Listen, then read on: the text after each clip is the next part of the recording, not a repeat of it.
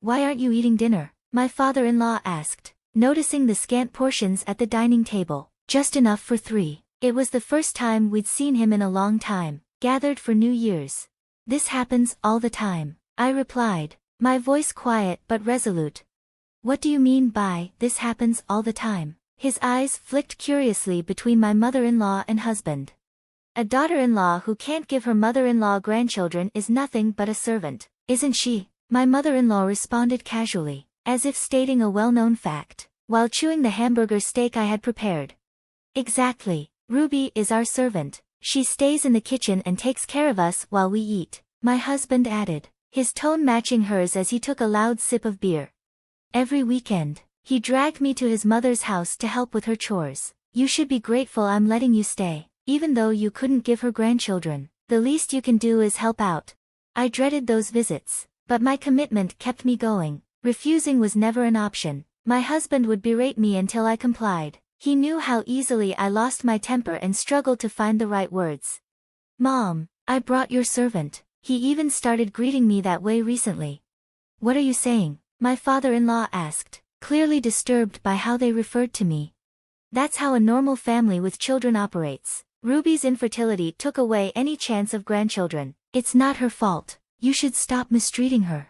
What do you know? My mother-in-law snapped, her voice dripping with sarcasm. You live too far away to understand what it's like. Exactly, Dad. Don't tell us what to do. You didn't have to watch Mom lose the possibility of having grandchildren. My husband chimed in, mocking his father's concern. I silently ground the coffee beans, their conversation a bitter soundtrack to the task. As usual, my mother-in-law and husband expected me to serve them coffee as soon as they finished their meal. I hadn't had time to eat much myself, just a piece of sweet bread earlier, between errands for my mother-in-law. Come on, I'm hungry too. I'm not sure what I'm doing. A single coffee bean slipped from my hand, tumbling to the floor as if trying to escape the relentless grind. My name is Ruby, a 37-year-old housewife. During the weekday lunch hours, I work part-time in the kitchen of a family restaurant. My husband and I rent an apartment together. I used to work at the same local bank as my husband, but I left my job 3 years ago to focus on fertility treatments. After months of trying, we sought medical help and learned that the issue was on my side. Despite a year of painful treatments, I was eventually told that getting pregnant was impossible for me. Shortly after, everything changed. My husband and mother-in-law began to treat me differently. We had always managed our finances independently when I was working, but once I quit, my husband took over all our expenses. He controlled our savings, paid the rent and insurance, and gave me an allowance for living expenses. At first, $1,000 a month was enough to cover everything comfortably. But then, now that we're done with fertility treatments, we can save some money, my husband said the day we decided to stop trying for a baby. What? I've been giving you extra money to cover the costs of treatment, but now that it's over, you don't need that much anymore. You can always go back to work if you want. True to his word, he gradually reduced my allowance, from $800 to $600, then $500 a month. I desperately tried to find work again, but my mother-in-law had other ideas. Working full-time isn't suitable for a wife. You'll end up divorced if you can't manage the housework. So, you're saying I shouldn't work? I asked, confused. Of course, you can work part-time, but your main focus should be on Carl and taking care of me, since you can't give us grandchildren. It's the least you can do. Was it really such a crime that I couldn't have children? Despite enduring the painful treatments, I couldn't fulfill that expectation. My mother-in-law's attitude shifted entirely. She started calling me for every little thing. My bathroom is filthy, come clean it, and I need you to drive me to dinner with a friend, she'd demand. She expected me to spend every weekend at her house, working endlessly, but no matter how hard I tried, nothing I did was ever good enough. Why are you folding laundry like that? The corners don't match. Fold it again, properly this time, she snapped, once throwing a pile of freshly folded laundry onto the floor in frustration.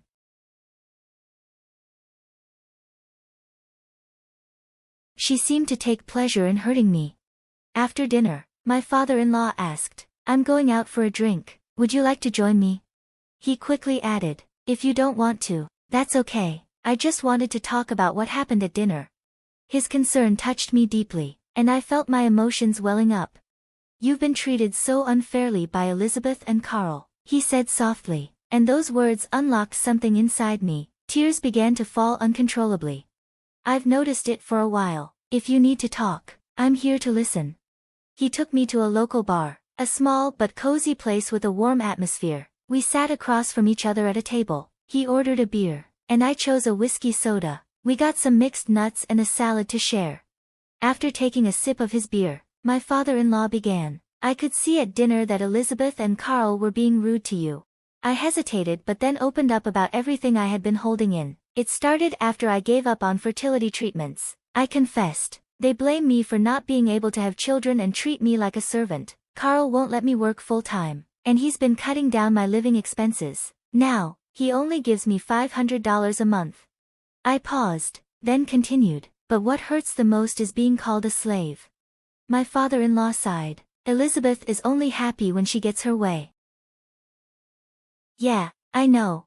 She wasn't always like this. She became selfish after having Carl. She used to yell at me so much that I started to resent her. Now we just pretend to be a happy couple. Maybe Carl doesn't want to be with me anymore.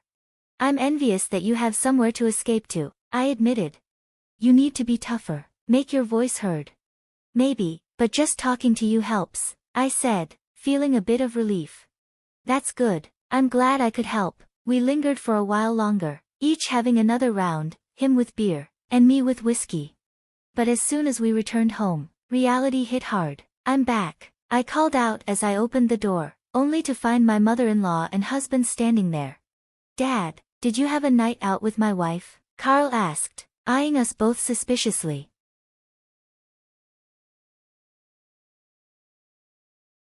Wait, what? I just invited Ruby out for a drink.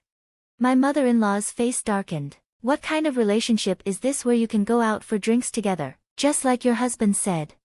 What are you implying, Ruby? Is it wrong for a wife to go to a bar with a man?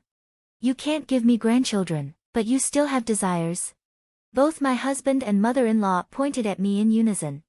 Enough. A booming voice filled the room, as if thunder had struck. My father-in-law, fuming with rage, glared at Carl and Elizabeth. He exploded. What's this about desires? All I wanted was for Ruby to unwind. The intensity of his anger made my heart race. Even the mildest people can become formidable when enraged.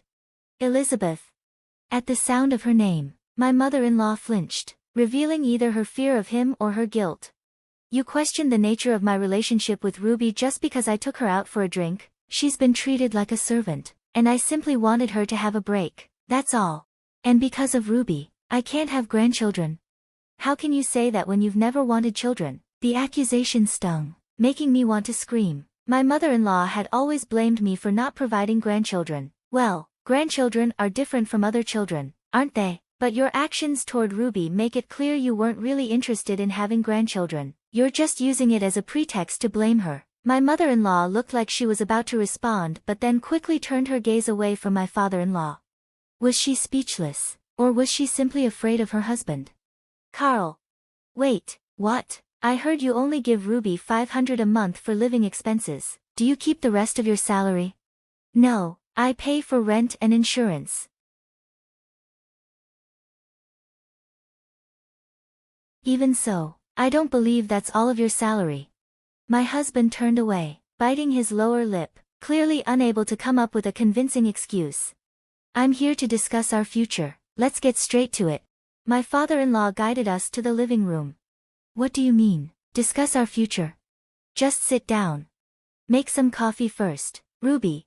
Don't tell her what to do. My father-in-law's voice boomed, causing my mother-in-law to flinch. Make coffee for us and a cup for Ruby too. My mother-in-law nodded and took her place in a chair, sitting quietly. My husband joined her, while I took a seat farther from the table. I'll be retiring in a few years. After my current assignment ends, I won't be living with you anymore, my father-in-law began, still standing. What do you mean? Elizabeth and Carl's voices overlapped in confusion. Mr. Murphy looked at both of them sternly. We've been pretending to be a couple for years. There's no need for us to live together anymore. I'll go where I want. and you can stay here. That's fine, but after you accused me of infidelity earlier, I've decided to sell the house. Elizabeth, I'm leaving you. Where am I supposed to live? My mother-in-law, clearly shocked, stood up. Why don't you find a place to live? How can I afford that? I can't pay the rent. Get Carl to help you. He only gives her $500 a month. I'm sure he can cover your expenses. That's not possible. Carl, clearly anxious, stood up and waved his hands in distress. We don't have the money. If I help with that, I won't be able to cover Mom's debt. Elizabeth gasped. My husband hesitated but eventually admitted that Elizabeth was in debt. Was she really in financial trouble? You just mentioned debt, didn't you? My father-in-law's voice grew even more intense. Elizabeth and Carl, what exactly do you mean by debt? Explain. I didn't mean it like that. I said, explain. My mother-in-law started crying at the sound of her husband's anger, but his fury didn't subside. Mom owes me $50,000. I'm her co-signer. With a weary look, my husband continued, when we stopped fertility treatments, Mom invested in the stock market. She made some money at first, but then the market crashed. You lost money in the stock market and went into debt?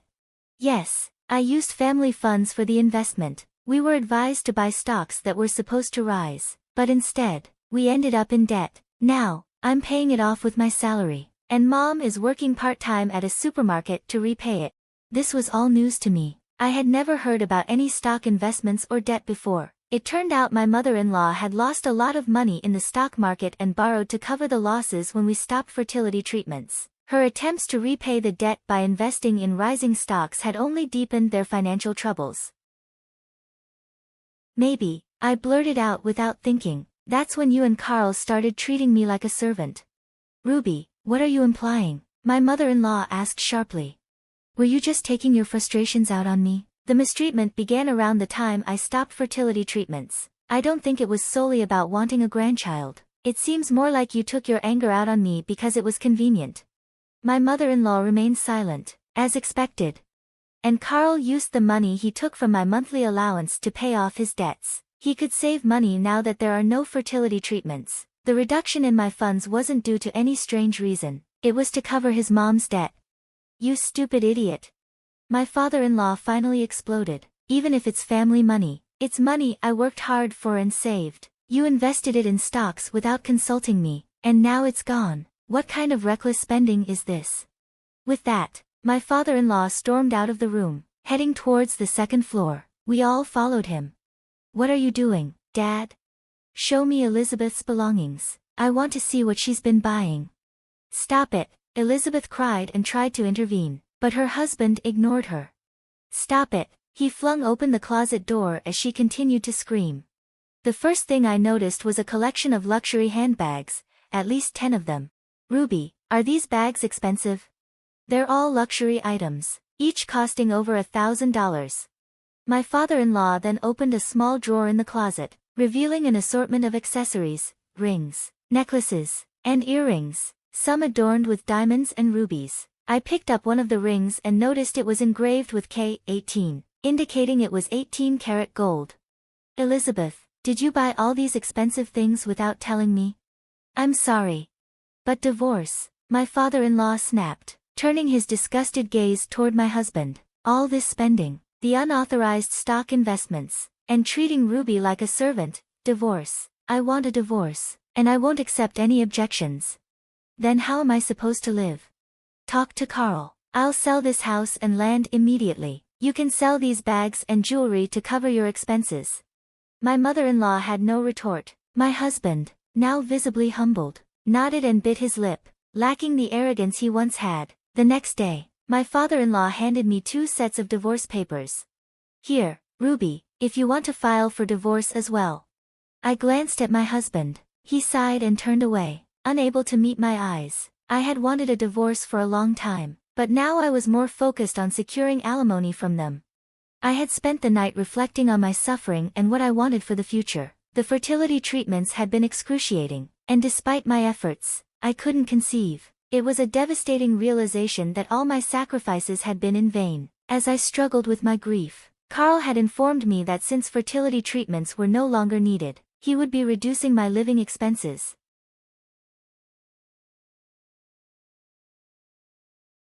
What are you talking about? This is all Carl's fault.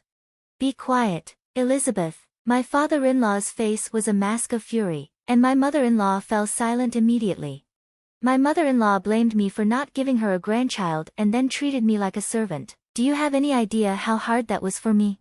Naturally, neither Elizabeth nor Carl had a response. Ultimately, Carl needed the money to pay off his debts, and for Elizabeth, the luxury spending was simply an outlet for the stress of her financial losses. I expect to be reimbursed for this. And if I refuse to pay? Fine, I'll speak with my lawyer. My husband, overwhelmed, rested his forehead in his palm and said nothing. After the new year, my father-in-law finalized his divorce from my mother-in-law. He quickly sold the house. A buyer interested in the land for new construction snapped it up. The old house was demolished to clear the land.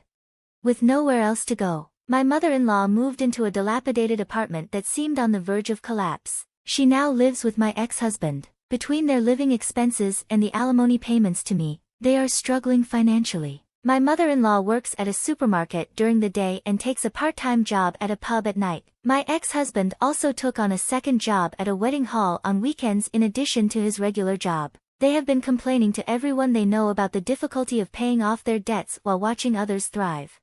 Meanwhile, I settled into a charming new apartment and secured a job through my father-in-law. It's a clerical position at a security company where I can utilize my accounting skills and banking experience. I want you to be happy. If you need anything, just let me know, my father-in-law said, offering his support. I'm determined to make the most of this new chapter and prove myself. On my first day at work, I donned a new suit and made a promise to myself.